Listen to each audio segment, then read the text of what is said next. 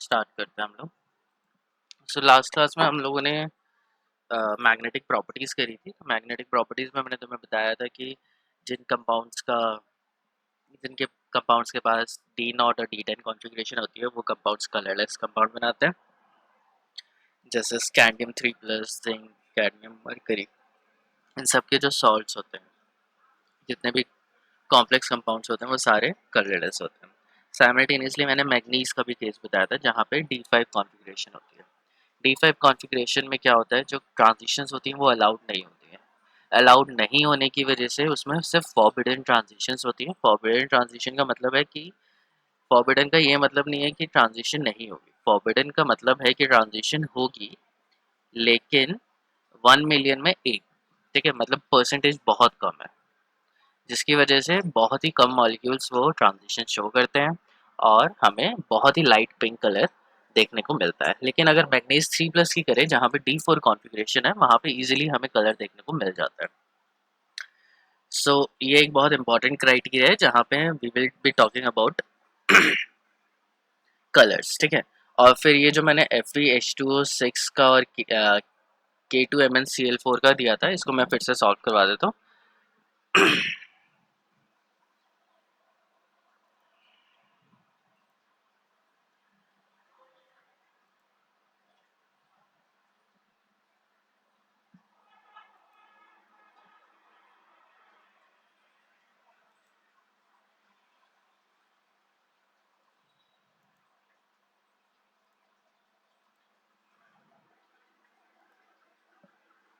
तो कंपाउंड है FeH2O6 positive.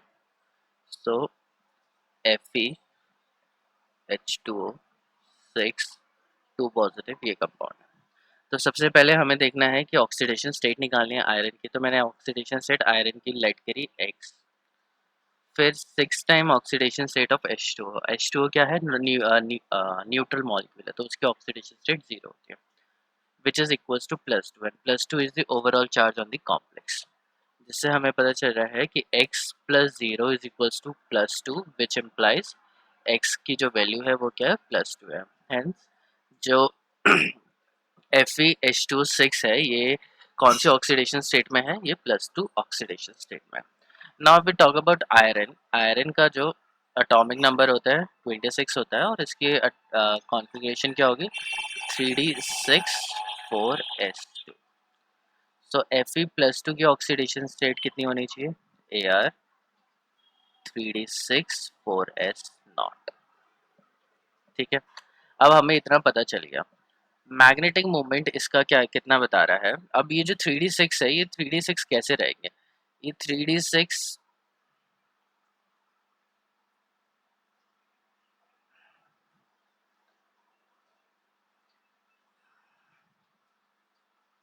ठीक है, 3d6 4s0 है, तो 6 इलेक्ट्रॉन 1 2 3 4 5 6 करके भी रह सकते हैं, और इनको हम लोग पेयर भी कर सकते हैं,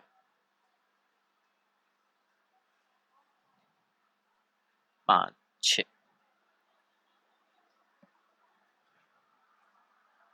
3d6 4s0, तो हमारे पास दो फिजिबल कॉन्फ़िगरेशन है। ठीक है, we have to feasible configuration. इतना क्लियर है। अब हमें नहीं पता कि Fe जो +2 है वो आयरन के साथ किस टाइप का कॉम्प्लेक्स बना रहा है, इस टाइप का बना रहा है, इस टाइप का बना रहा है। तो ये डाटा हेल्प कैसे ये डाटा कैसे पता चलेगा हमें, क्या कैसे पता चलेगा कि ये कौन सा कॉम्प्लेक्स बन रहा है, on the basis of magnetic field. ठीक है, तो मैग्नेट डायपोल मोमेंट या magnetic moment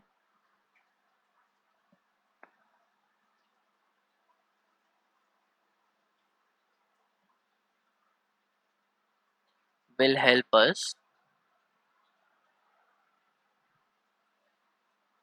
to determine the type of complex।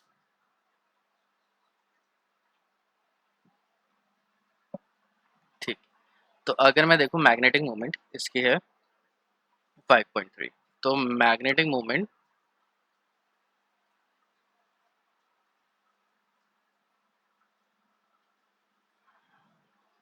5.3। तो यहाँ से हम लोग क्या करेंगे, अनपेड इलेक्ट्रॉन्स निकालेंगे। अगर अनपेड इलेक्ट्रॉन 0 है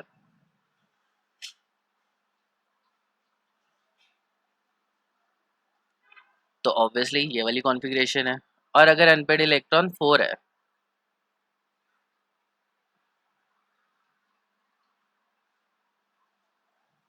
तो हमारी इस टाइप की कॉन्फ़िगरेशन होगी। तो यही हमें देखना है। तो मैग्नेटिक मोमेंट क्या होता है, under root N into N plus two which is equals to 5.3।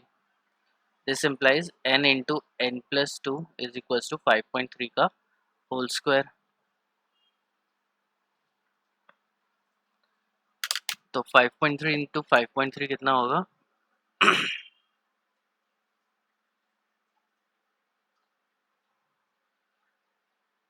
28.09।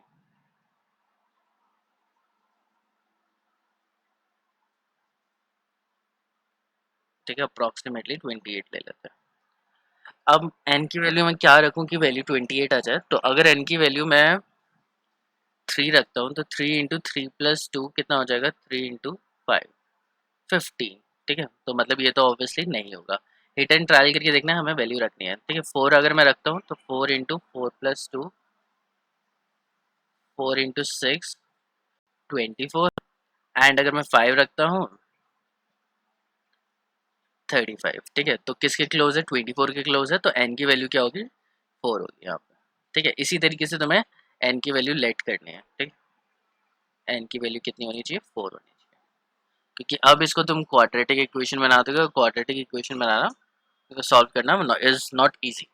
तो नंबर ऑफ इलेक्ट्रॉन या तो 1 होंगे, 2 होंगे, 3 होंगे, 1.5 या 2.5 तो हो नहीं सकते। सो इट इज़ वेस्टफुल कि हम पूरा कैलकुलेशन करके कैलकुलेट करें कि एन की वैल्यू कितनी आएगी। ठीक है, तो एन की वैल्यू पुट करो और तुम्हें इजीली पता चल जाएगी। So since we are getting N equal to 4,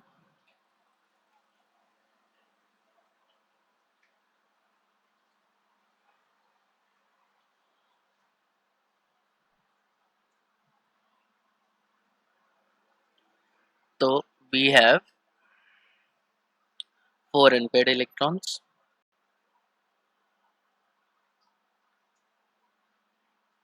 और ये जो इसकी कॉन्फ़िगरेशन होगी वो इस टाइप की होगी।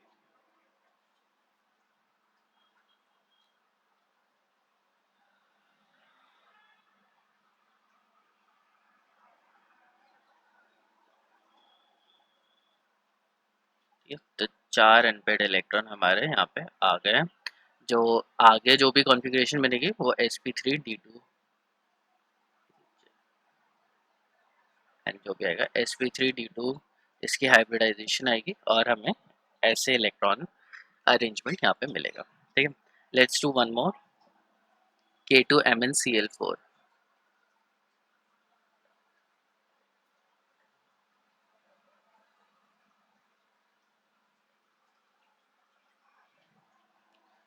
सो इसको अगर मैं आयनाइज करूँगा तो ये बन जाएगा MnCl4 -2 plus twice of K plus.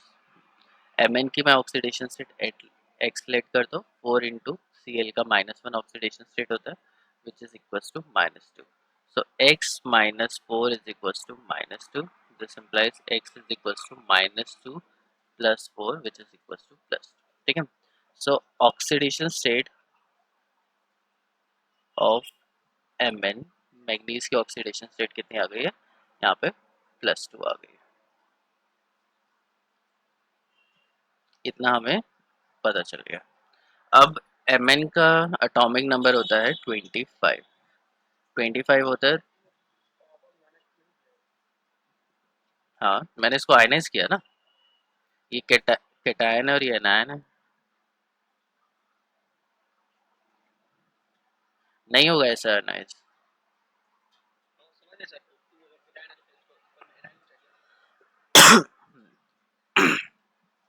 So Mn 25 है तो इसका जो कॉन्फ़िगरेशन होगा वो होगा Ar3d5 4s2। Mn+2 oxidation state में ये बन जाएगा 3d5 4s0। अब जो ये D5 कॉन्फ़िगरेशन हो सकती है ये दो तरीके से हो सकती है। जैसे हम T2G और EG में अगर डिवाइड कर दूँ 1 2 3 4 5 हो सकते हैं, तो यहाँ पे कितने होंगे? 5 अनपेयर्ड इलेक्ट्रॉन्स होंगे। और D5 कॉन्फ़िगरेशन इस तरीके से भी हो सकती है, 1 2 3 4 एंड 5। यहाँ पे हमारे पास आ रहा है एक अनपेयर्ड इलेक्ट्रॉन। अब ये किस तरीके से अरेंजमेंट करेगा? ये T2G3 एंड EG2 होगा, या T2G5 होगा, ये हमें डिटरमिन करना है। और ये कैसे डिटरमिन होगा? On the basis of magnetic moment. अब हम लोग इसका मैग्नेटिक मोमेंट देखते हैं, म्यू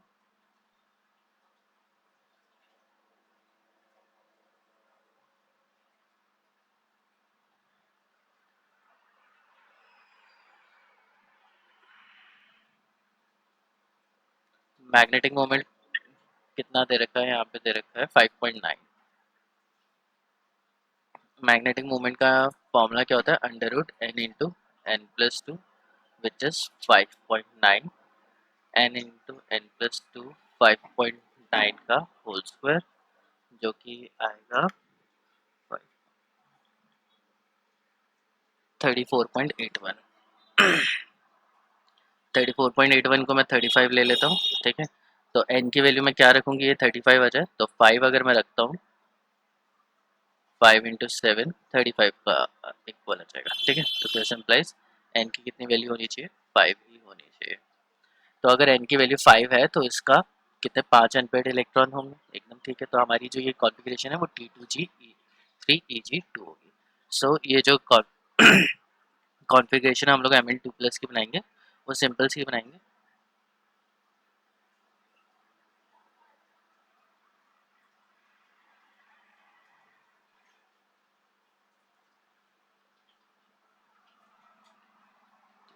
सो 1 2 3 4 5 और Cl 4 Cl यहाँ पे आएंगे,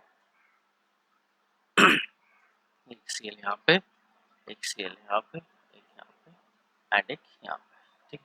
सो ओवरऑल ये इसका कॉन्फ़िगरेशन होगा, और यहाँ पे S और ये P है, ये D है, और हाइब्रिडाइजेशन क्या होगी? sp3। sp3 हाइब्रिडाइजेशन होगी तो ऑब्वियसली इसका जो स्ट्रक्चर होगा वो टेट्राहाइड्रल होगा।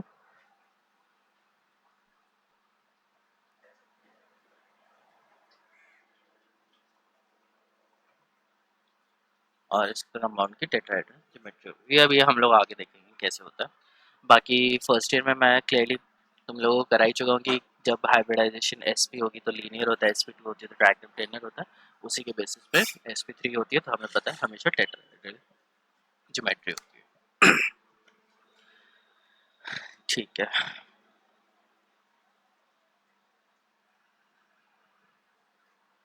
यहाँ पे कुछ कराना था मुझे, स्पेस मैंने छोड़ा तो ऑब्वियसली कुछ कराना होगा, याद ही नहीं मुझे। ठीक है।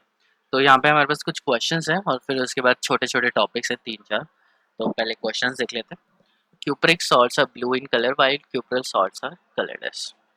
तो क्वेश्चन जो 50 है वो बोल रहा है कि cupric salts and cuprous salts, cuprous is +1 and cupric is +2, ठीक है। हायर ऑक्सीडेशन स्टेट होती है उसको एक यूज करते हैं, और अस किसके लिए यूज करते हैं? लोअर के लिए।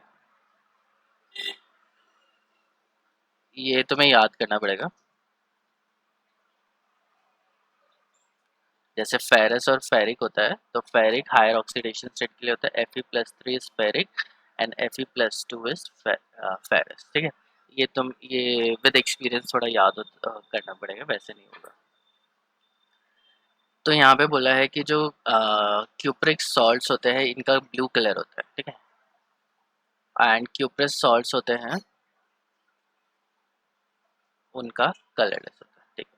तो ये कौन सा सॉल्ट है? ये क्यूप्रिक सॉल्ट है, इसका ब्लू कलर होगा और इसका कलरलेस होगा। तो ये बताना है, कोई बताएगा मुझे क्यों ऐसा क्यों है?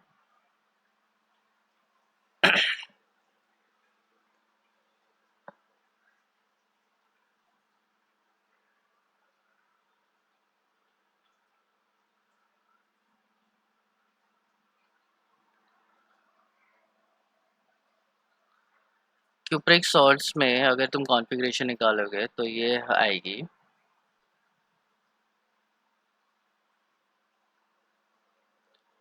3D10 4s0।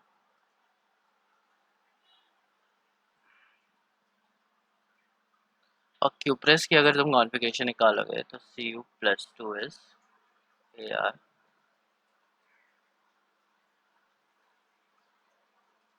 3D9 4s। सो इसमें क्या है कि इधर क्या है, नो अनपेड इलेक्ट्रॉन, कोई भी अनपेड इलेक्ट्रॉन नहीं है, तो इसमें इसका मतलब क्या है, कलरलेस होगा, as D transitions are not possible.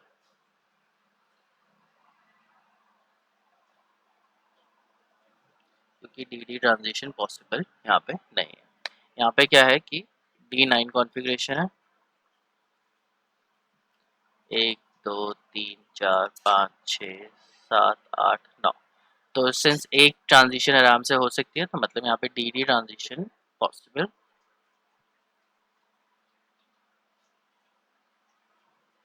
और अगर डी ट्रांजिशन पॉसिबल होगी तो obviously it will show colour. दूसरा है कॉपर+1। ये कॉपर+1 है, इस डायमैग्नेटिक। ये डायमैग्नेटिक है। डायमैग्नेटिक क्यों होगा? क्योंकि डायमैग्नेटिक है, it has all unpaired electron, it has no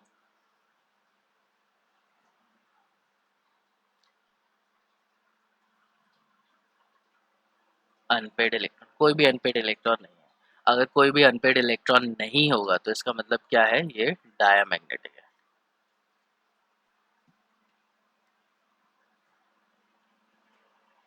यहाँ पे we have one unpaired electron,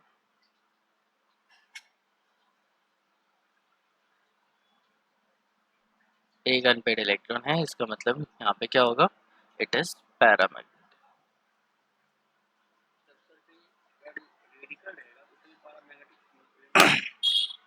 radical का क्या मतलब होता है, एक अनपेड इलेक्ट्रॉन, तो पैरामैग्नेटिक ही होगा।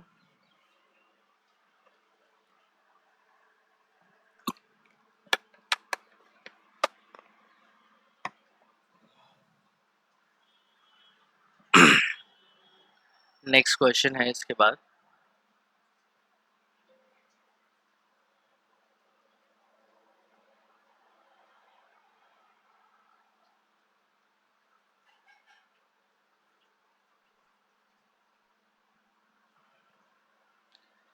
जिंक कैडमियम एंड मरकरी के जो सॉल्ट्स होते हैं आर कलरलेस। इनके जो सॉल्ट्स होते हैं वो कलरलेस होते हैं। तो क्यों होते हैं? क्योंकि जिंक कैडमियम मरकरी तीनों ही +2 ऑक्सीडेशन स्टेट में एग्जिस्ट करते हैं। और +2 ऑक्सीडेशन स्टेट में इनकी जो आउटर मोस्ट कॉन्फ़िगरेशन होती है वो होती है D10s0। ठीक है, तो जिंक की मैं लिख देता हूँ यहाँ पे, Zn की होगी 3D10, कैडमियम की 4D10,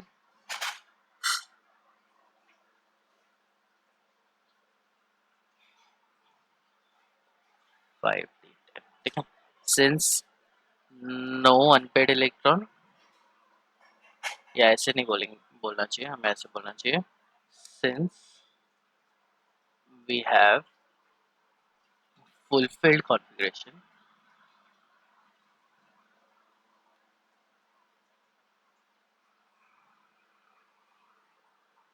DD transitions are not possible।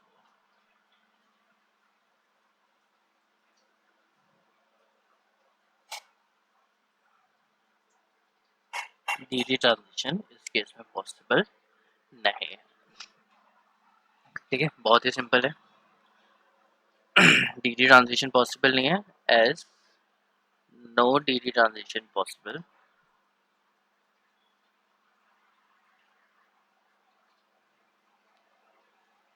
therefore they would be colorless।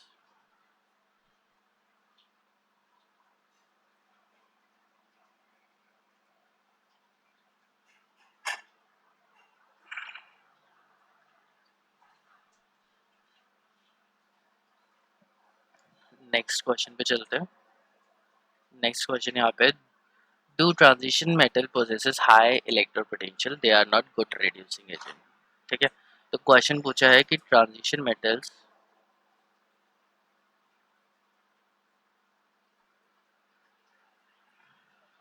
Have high electrode potential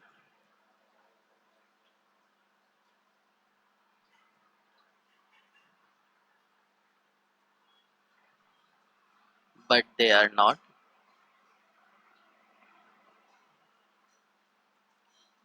good reducing agent.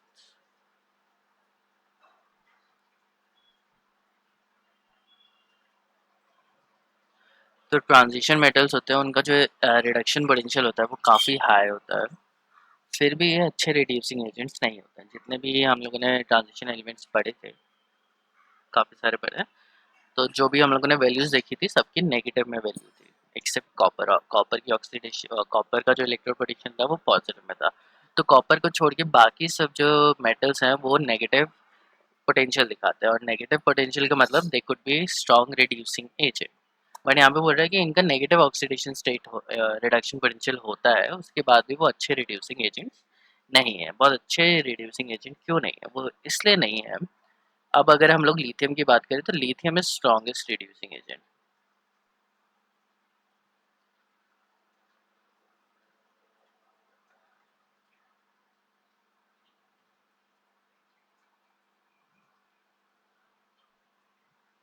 तो जो एस ब्लॉक के एलिमेंट्स होते हैं, एस ब्लॉक के मेटल्स होते हैं, आर स्ट्रॉन्गेस्ट रिड्यूसिंग एजेंट।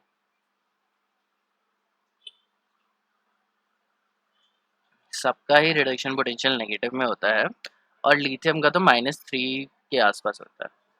तो इनका जो रिडक्शन पोटेंशियल होता है फर्स्ट ग्रुप और सेकंड ग्रुप का, वो इनसे ज़्यादा नेगेटिव होता है। अब इनका क्या है कि इधर क्या होता है कि they have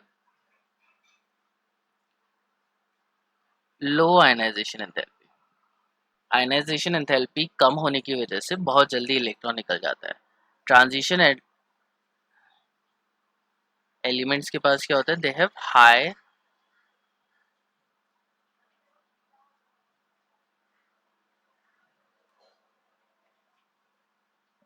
ionization enthalpy, obviously, क्योंकि ये पीरियोडिक टेबल में राइट साइड में है, राइट साइड में है मतलब उनकी इलेक्ट्रोनेगेटिविटी ज़्यादा है, साइज छोटा है, तो आयनाइजेशन एनर्जी क्या होगी, ज़्यादा होगी। तो ट्रांजिशन मेटल की आयनाइजेशन एनर्जी काफ़ी ज़्यादा है, और सिर्फ ये एक इलेक्ट्रॉन नहीं देते, ये 2 इलेक्ट्रॉन या 3 इलेक्ट्रॉन देने के बाद रिडक्शन शो करते हैं। तो इसका मतलब क्या है कि इन्हें 2 या 3 इलेक्ट्रॉन देना पड़ता है। तो इनका आयनाइजेशन एंथैल्पी क्या है, ये ज़्यादा है, इनका ज़्यादा है और इस ब्लॉक का कम है। तो इस ब्लॉक जल्दी से इलेक्ट्रॉन अपना लूज़ कर देते हैं, ठीक है। तो ये दूसरे को रिड्यूस कर देंगे, खुद ऑक्सीडाइज हो जाएंगे। वेयरएज़ ट्रांजिशन एलिमेंट्स, इनका आयनाइजेशन एंथैल्पी काफ़ी हाई है।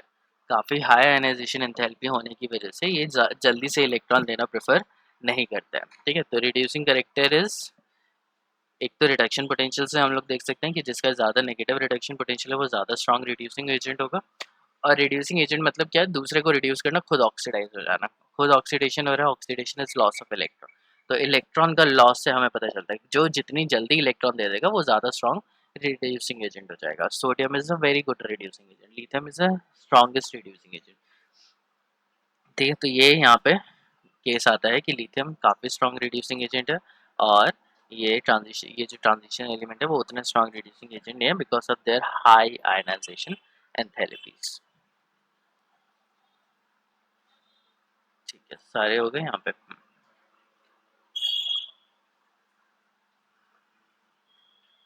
ठीक है, now we come to the catalytic properties. Last के 3 या 4 टॉपिक्स बचे, जल्दी से खत्म कर देते हैं। Catalytic properties of transition element. अब ये जो ट्रांजिशन एलिमेंट्स होते हैं ये बहुत अच्छे कैटलिस्ट होते हैं।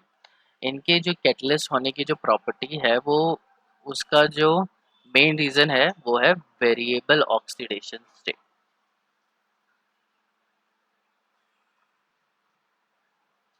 ठीक है। तो इनका क्या होता है, they have the ability to adopt multiple oxidation state. बहुत सारी ऑक्सीडेशन स्टेट के बीच में वो चेंज हो सकते हैं, ठीक है।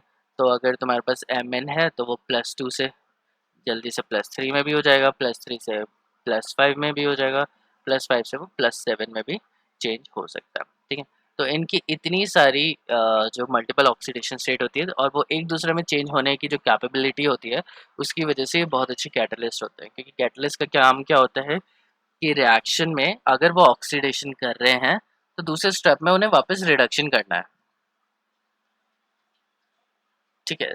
तो क्या होता है कि अगर ऑक्सीडेशन रिडक्शन रिवर्सिबल है तो वो अच्छे कैटलिस्ट की तरह काम कर सकते हैं, क्योंकि हम नहीं चाहते कि हमारा जो सबस्ट्रेट है वो मेटल कैटलिस्ट के ऊपर चिपक जाए और वो फर्दर रिएक्शन ना करे।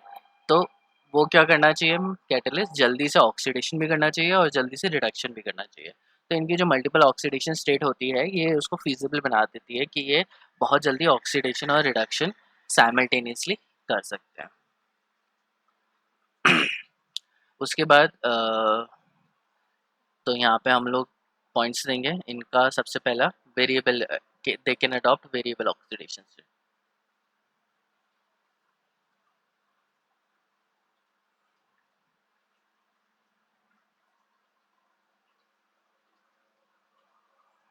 ठीक है। एग्जाम्पल देता हूँ, जैसे सोडियम है, सोडियम वो Na++ इलेक्ट्रॉन दे देगा और यहाँ पे ये नोबल गैस कॉन्फ़िगरेशन ले लेगा। अब नोबल गैस कॉन्फ़िगरेशन ले ली तो इसका वापस Na में कन्वर्ट होना बहुत डिफिकल्ट है, ये रिएक्शन वापस नहीं होगी, इतनी आसानी से नहीं होगी। तो सोडियम एक अच्छा कैटलिस्ट की तरह काम नहीं कर सकता। अगर इनमें से एक ऑक्सीडेशन स्टेट बहुत ज़्यादा स्टेबल हो गई तो फिर वो रिएक्शन करने लायक नहीं बचेगा। दूसरा क्या है, they have large surface area,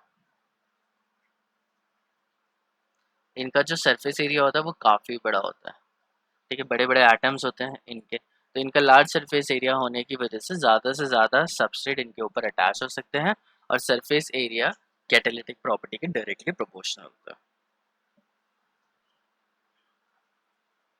so these are the main 2 points, इसकी वजह से ये अच्छे कैटलिस्ट की तरह काम करते हैं। एग्जाम्पल जैसे vanadium pentoxide in contact process, finally divided iron in Haber's process, ठीक है। निकल इन कैटालिटिक हाइड्रोजनेशन,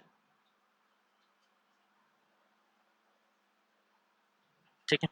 सो ये कैटलिस्ट प्रॉपर्टी होगी।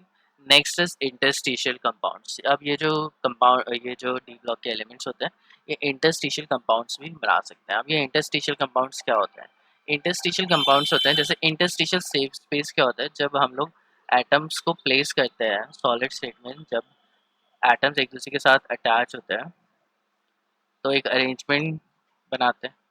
इस अरेंजमेंट में जो बीच का जो खाली जगह होता है, ये जो तुम्हें खाली जगह यहाँ पे दिख रही होगी, ये वाली, ये वाली, ये वाली, इसे हम लोग बोलते हैं इंटरस्टिशियल स्पेस।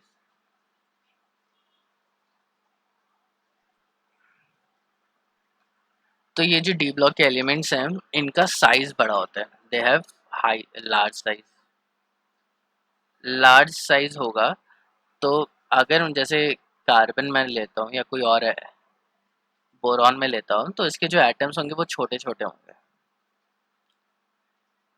छोटे छोटे होंगे तो उनके बीच में जो इंटरस्पीशियल स्पेस जो बचेगा वो बहुत कम होता है, बहुत कम होता है, वो नेग्लिजिबल अमाउंट में होता है। लेकिन ये जो ट्रांजिशन एलिमेंट है इनका जो इंटरस्टिशियल स्पेस होता है वो इतना बड़ा होता है कि इसके अंदर कोई छोटा सा एटम घुस जाए, जैसे हाइड्रोजन जिसका साइज बहुत छोटा होता है, तो उसमें क्या होता है कि बीच में एक आके हाइड्रोजन बैठ जाता है।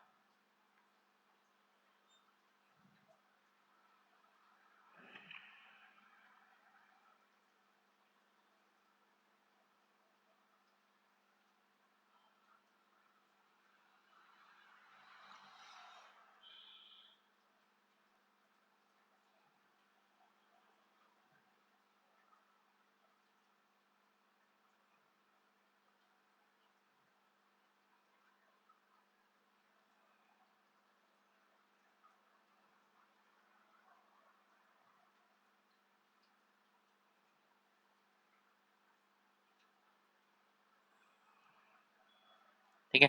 तो जो डी ब्लॉक के एलिमेंट्स होते हैं सिंस उनका साइज बहुत बड़ा है, बहुत बड़ा होने की वजह से इनके बीच में जो इंटरस्टिशियल स्पेस बड़ा होता है वो काफ़ी ज़्यादा होता है। अब इस इंटरस्टिशियल स्पेस में क्या होता है कि छोटे छोटे एटम्स लाइक हाइड्रोजन, हाइड्रोजन का साइज बहुत छोटा होगा, कार्बन, नाइट्रोजन, ये जो एलिमेंट्स हैं ये क्या होते हैं बीच में जाके इंटरस्टिशियल स्पेस पे बैठ जाते हैं। इंटरस्टिशियल स्पेस पे बैठ जाएंगे तो वो इस तरीके के इंटरस्टिशियल कंपाउंड्स बनाएंगे, like TIC, MN4N, Fe3H, BH0.56, TiH1.6, ठीक है। अब सिंस ऐसा होता है कि जितने भी इंटरस्टिशियल स्पेस हैं वहाँ पे सारे एटम्स से बैठते हैं, 2 एटम बैठ गए, 4 एटम बैठ गए, 6 एटम बैठ गए, ठीक है। अब ये नेसेसरी नहीं होता है कि वो स्टोचियोमेट्रिक कोफिशिएंट्स में बैठेंगे, एक टाइटेनियम है तो एक कार्बन बैठेगा, नहीं ऐसा ज़रूरी नहीं है, ठीक है। हो सकता है कि 15-20 टाइटेनियम में 2 या 3 कार्बन बैठ गए, तो ये क्या कंपाउंड्स बनाते हैं, नॉन स्टिचियोमेट्रिक कंपाउंड्स बनाने की कोशिश भी करते हैं। तो यहाँ पे तुम्हें दिख रहा होगा एक वेनेडियम एंड 0.56 हाइड्रोजन, तो मतलब सारे वेनेडियम के प्रपोर्शन में उतने हाइड्रोजन्स नहीं है, काफ़ी कम हाइड्रोजन है, ठीक है। तो यहाँ पे ये इंपॉर्टेंट चीज़ है कि ये जो कंपाउंड्स होते हैं वो नॉन स्टोचियोमेट्रिक होते हैं, ठीक है। मतलब पूरी प्रॉपर स्टोचियोमेट्री नहीं होती है, डेसिमल्स में ये वैल्यूज होती है, ठीक है। मतलब क्या है कि अगर मेरे पास 100 टाइटेनियम है तो 17 हाइड्रोजन उसके अंदर अटैच होंगे, या BH0.56 है तो 100 वेनेडियम है तो उसमें 56 हाइड्रोजन उसके अंदर बैठे होंगे, ठीक है। तो इस तरीके से इसका जो स्टोचियोमेट्री आती है वो डेसिमल्स में आ जाती है, फ्रैक्शंस में आ जाती है, जिसके हिसाब से ये नॉन स्टोचियोमेट्रिक कंपाउंड्स बनाते हैं। अब ये जो कंपाउंड्स होते हैं ये ना ही आयनिक होते हैं और ना ही कोवलेंट होते हैं, ये उनके बीच के होते हैं।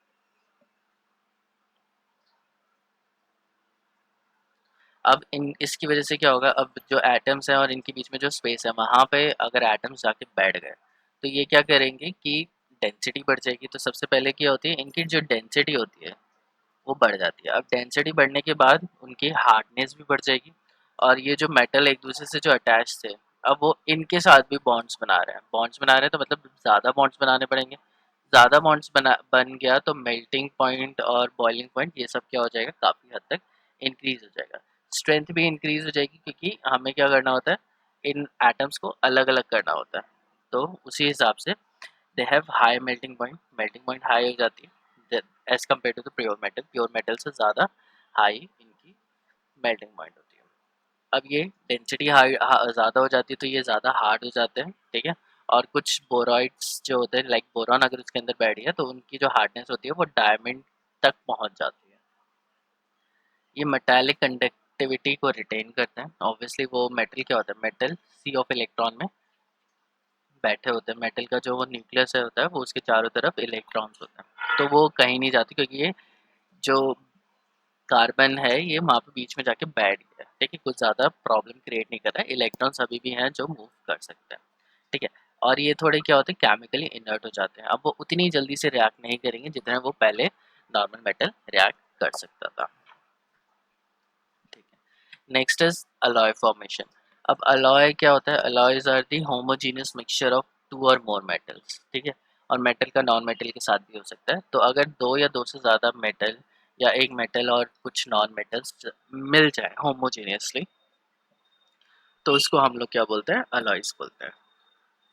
ये जो ट्रांजिशन एलिमेंट्स हैं ये बहुत अच्छे अलॉयज बनाते हैं।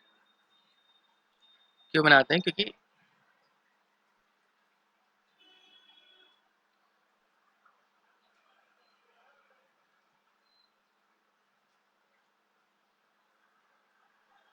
ये जो ट्रांजिशन एलिमेंट्स होते हैं इनका जो साइज होता है वो सिमिलर होता है। सिमिलर साइज होने की वजह से एक एटम को हटा के दूसरे एलिमेंट का एटम अगर डाल देंगे तो वो वहाँ पे फिट हो जाता है, ठीक है। सो फॉर एग्जांपल यहाँ पे आयरन है,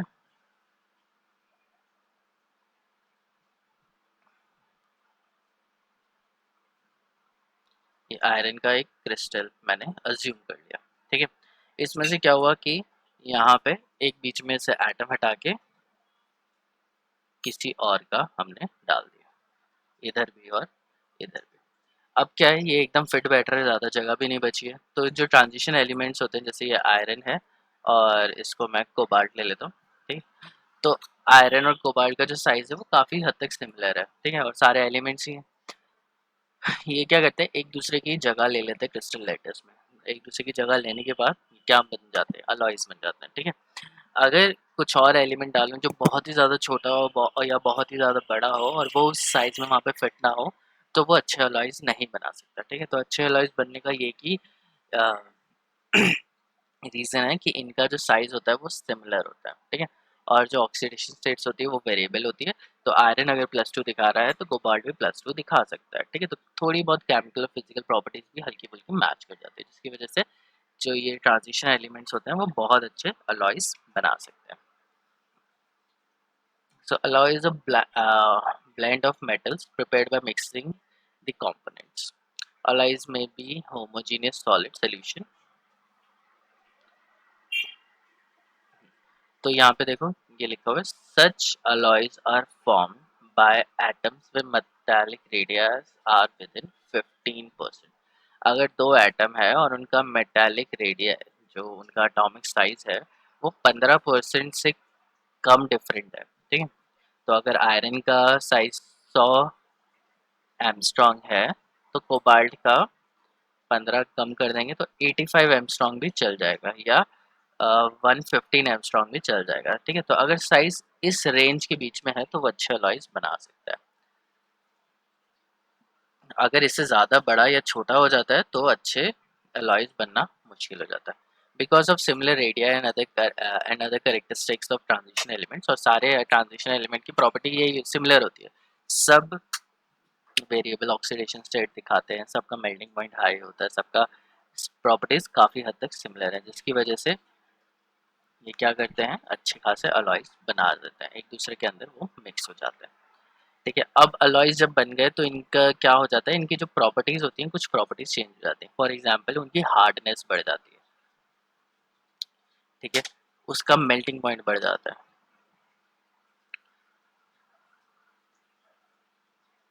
तो एग्जाम्पल दे रखा है कि जो स्टील होता है, स्टील क्या होता है, आयरन होता है। और आयरन में क्या करते हैं हम लोग, बहुत सारे एलिमेंट्स लाइक वेनेडियम ऐड कर दिया, क्रोमियम ऐड कर दिया, टंगस्टन ऐड कर दिया, मोलिब्डेनम ऐड कर दिया, मैग्नीज ऐड कर दिया। ये सब स्टेनलेस स्टील को बनाने के लिए यूज हो जाते हैं, ठीक है? कुछ अलॉयज हैं जैसे ब्रास है जिसके अंदर कॉपर और जिंक होता है, ब्रॉन्ज, कॉपर और टिन होता है। ये सब इंडस्ट्रियल इंपॉर्टेंस के लिए होता है, ठीक है? सिर्फ कॉपर कॉपर लेने से अच्छा कॉपर और जिंक ले लेते हैं, तो कॉपर और जिंक का जो अलॉय होगा उसकी ज़्यादा अच्छी प्रॉपर्टीज़ होगी as compare to copper and zinc. Similarly bronze अगर हम लोग लिखा है तो कॉपर और टिन से ज़्यादा अच्छी प्रॉपर्टीज़ ब्रॉन्ज शो कर सकते हैं। और अगर हम लोग जैसे गोल्ड की बात करें तो गोल्ड जो 24 कैरेट गोल्ड होता है वो इतना ज़्यादा सॉफ्ट होता है कि उसको हम लोग ज्वेलरीज वगैरह में यूज़ नहीं कर सकते। तो फिर हम लोग क्या करते हैं उसके अलॉयज बना देते हैं, उसमें थोड़ा सा सिल्वर या थोड़ा सा कॉपर हम लोग ऐड कर देते हैं। इसमें फिर उसको वो 22 कैरेट बना दिया जाता है। फिर 22 कैरेट या 20 कैरेट बनाने के बाद उसकी जो हार्डनेस होती है वो काफ़ी ज़्यादा बढ़ जाती है, और फिर उसको ज्वेलरी वगैरह में यूज़ आराम से किया जा सकता है।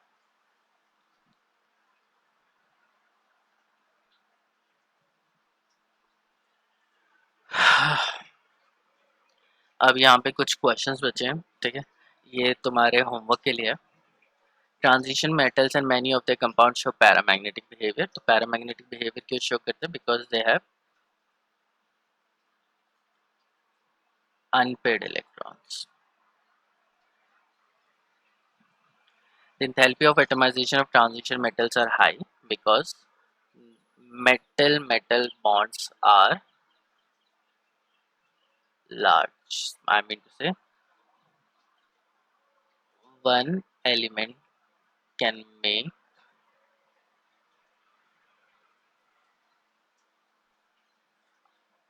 many metal bonds. बहुत सारे metal bonds अगर वो बना लेगा तो एक मेटल को गैसेस स्टेट में कन्वर्ट करना बहुत मुश्किल हो जाएगा। ट्रांजिशन एलिमेंट्स जनरली कलर्ड होते हैं because of D transitions. Transition metals and their many compound act as good catalysts because of variable oxidation state and large surface area.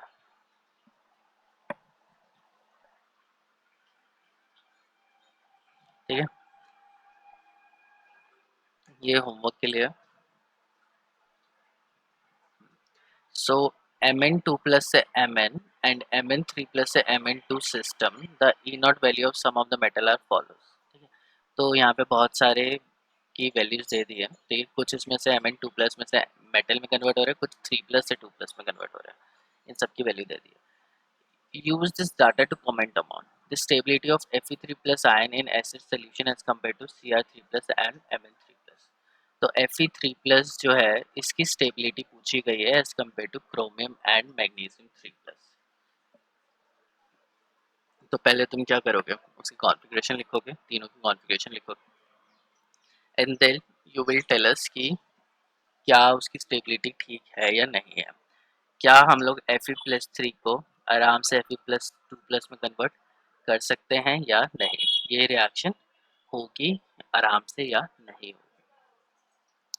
ठीक है, उसके बाद हम लोगों को कंपेयर करना है कि क्रोमियम+3 क्या वो वापस क्रोमियम 2+ में पहुंच जाएगा, या मैग्नीज+3 मैग्नीज+2 में पहुंचने का, हाँ, मैग्नीज 2+ में या मैग्नीज+3 मैग्नीज में कन्वर्ट होने की कोशिश करेगा। ठीक है, तो यहाँ पे 4 तरीके के कमेंट्स हो गए कि Fe+3 पहले हमें बताना है कि इन दोनों में से ज़्यादा स्टेबल कौन सा है। अगर ये ज़्यादा स्टेबल हुआ तो ये प्रोडक्ट में कन्वर्ट नहीं होगा, अगर प्रोडक्ट ज़्यादा स्टेबल हुआ तो रिएक्टेंट ऑटोमेटिकली प्रोडक्ट में कन्वर्ट हो जाएगा। उसके बाद फिर इन तीनों से हमें कंपेयर करना है कि क्रोमियम 3+ स्टेबल है या नहीं, तो इसकी D5 कॉन्फ़िगरेशन होती है, बहुत स्टेबल होता है, तो ये नहीं जाएगा। तो क्रोमियम+3 क्रोमियम 2+ में रिड्यूस नहीं होगा तो इसका रिडक्शन पोटेंशियल कंपैरेटिवली कम होगा। ठीक है, सो वो सारी वैल्यूज देख के तुम्हें इसके ऊपर कमेंट करना है। ठीक है, नहीं होगा तो मैं कल कराऊंगा। The ease with which iron can be oxidized as compared to the similar processes either in chromium or manganese। तो अब हमें बताना है कि the ease with which iron can oxidize, iron को ऑक्सीडाइज अगर हम लोगों को करना है तो कितनी परेशानी होगी एज कम्पेयर टू क्रोमियम या मैग्नीज। आराम से ऑक्सीडाइज हो जाएगा या थोड़ा मुश्किल रहेगा। ये एक डिफिकल्ट क्वेश्चन है क्योंकि इसमें तुम्हें डाटा यूज करके अपने आंसर्स निकालने हैं। ठीक है, तो मैं होमवर्क के लिए दे रहा हूँ, करना। पता ही है मुझे नहीं होगा, ट्राई करोगे नहीं करोगे पता नहीं, तो ट्राई करके देख लेना, अगर ट्राई हो जाता है ठीक है तो फिर will discuss in next class. Predict which of the following will be coloured in aqueous solution. अब इनमें से तुम्हें प्रिडिक्ट करना है कि कौन सा कलर्ड होगा। तो तुम्हें देखना है कि अगर उसके पास D10 कॉन्फ़िगरेशन होगी तो वो कलरलेस होगा, अगर D0 कॉन्फ़िगरेशन होगी तो कलरलेस होगा, क्योंकि इनमें DD ट्रांजिशन पॉसिबल नहीं होती है। तो सबकी कॉन्फ़िगरेशन लिखना and then try to find out कि वो होगा या नहीं होगा। नेक्स्ट है, of the D4 species, chromium 2+ is strongly reducing where Mn+3 is strongly oxidizing। तो क्रोमियम 2+ क्या है, स्ट्रांगली रिड्यूसिंग है। रिड्यूसिंग मतलब दूसरे को रिड्यूस करेगा, खुद ऑक्सीडाइज हो जाएगा।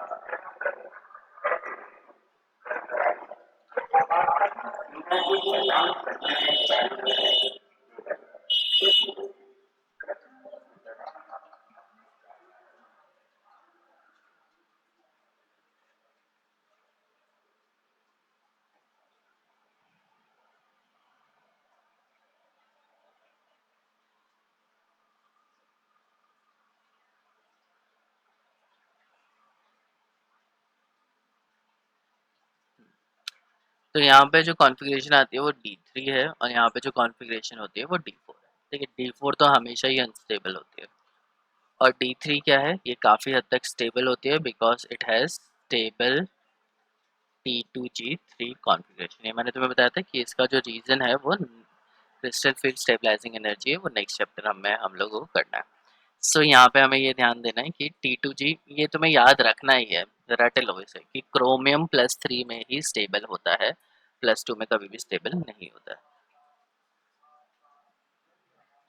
ठीक है, तो इसलिए क्या है कि D4 कॉन्फ़िगरेशन में तो वो जल्दी से एक इलेक्ट्रॉन लूज करके स्टेबल कॉन्फ़िगरेशन में कन्वर्ट हो जाएगा। अगर वो जितनी जल्दी इलेक्ट्रॉन रिलीज करेगा दूसरा वाला उतनी जल्दी इलेक्ट्रॉन एक्सेप्ट भी कर लेगा, तो इसलिए क्या होगा, ये ज़्यादा अच्छा रिड्यूसिंग एजेंट है। Cobalt+2 is stable in non-aqueous solution, but in the presence of complexing agent, it is easily oxidized।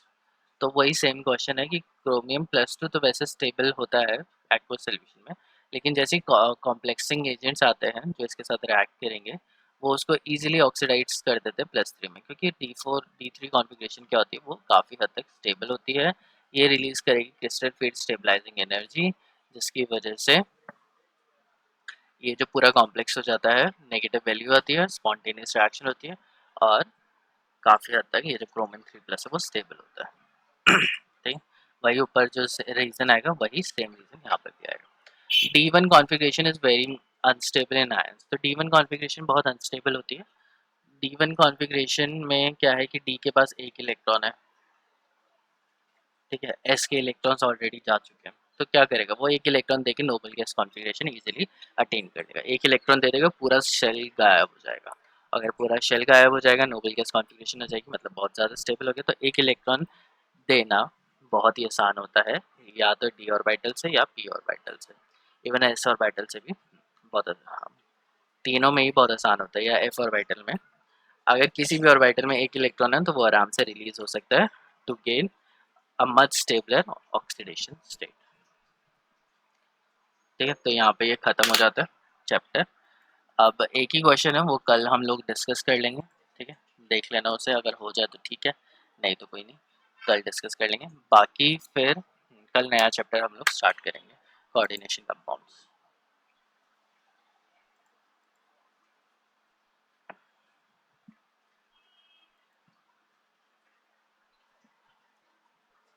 आज के लिए इतना ही, ठीक है।